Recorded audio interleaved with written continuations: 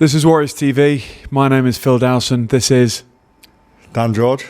And we were roommates together in teens. And I walked in one day and Dan said, "Hello, gorgeous." True or false? True. So we're very close.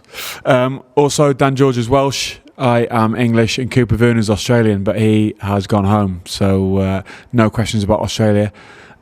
Looking forward to the World Cup.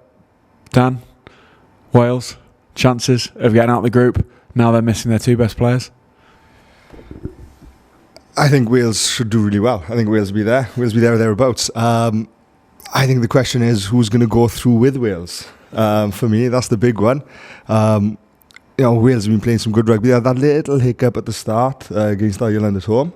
But they've been playing all right. They played some good rugby. And for me, I think whoever comes out to that first game tomorrow night against England, Fiji will be the biggest threat to them. Australia-wise, have they got the goods to compete with the Northern Hemisphere up front?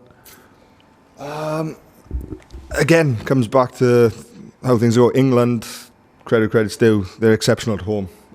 England are outstanding when it comes to playing at Twickenham. And at Cardiff last time out. That's not. I don't like to live in the past too much. I still got years ahead of me. But yeah, they're outstanding when it comes to home. They're brilliant.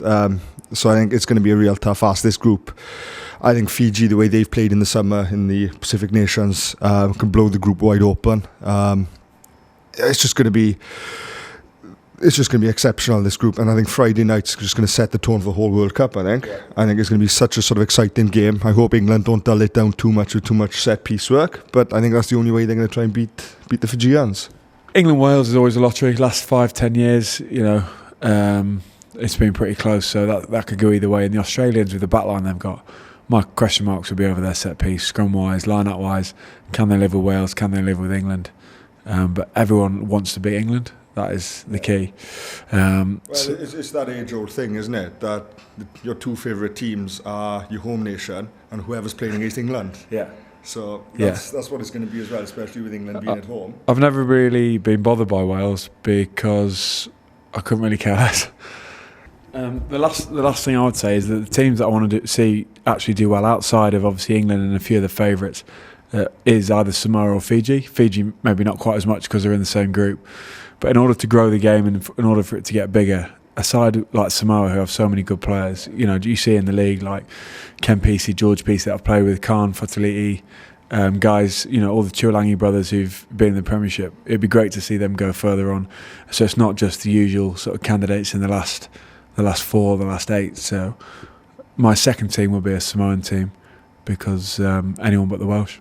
So with your 7 caps and your international experience, who would you tip to be the winners of the World Cup come the end of the tournament? It's going to be England or one. Yeah, England. I've got to say England as I'm English, and they're at home.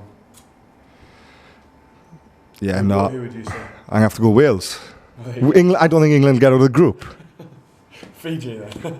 Wales or Fiji? Yeah, nice.